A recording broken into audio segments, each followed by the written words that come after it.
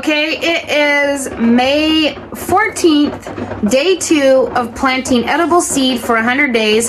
Today I'm planting parsley. These are the Dollar Tree seeds. They're the American seeds, 4 for $1. They actually germinate great. I did a video on how cost effective they are. I'll link that down below if you're interested. Now we're gonna plant these today. These seeds, that's more than I'm gonna plant. I think I'm just gonna plant about 6 of them. Going next to the basil that I planted yesterday because they do well in the same environment. They are slow, oopsie, got a few in there. They're slow to germinate, so I like to have all the slow to germinate in these trays. We actually have parsley that has naturalized. Actually, I lied, I'm doing 12. I got carried away, I forgot what I was doing. That is naturalized in our yard and it just keeps flowering and seeding and coming back, but I'm gonna share this with a friend.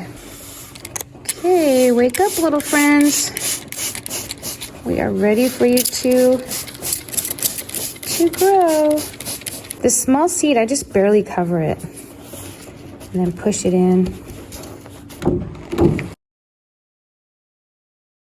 This parsley is a biennial.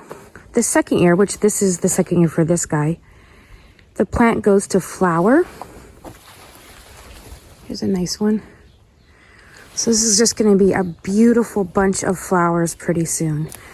Then it sets seed, it drops seed, and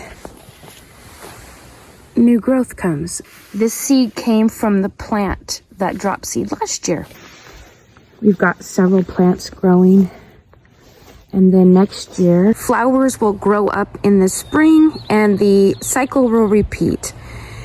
These plants are hardy down to about 10 degrees. Anything below that will likely kill them off. On this big guy, what we're gonna harvest is the taproot. So in the second year, it'll have a nice big taproot that we can eat. And we can also harvest the seed once the seed develops on these.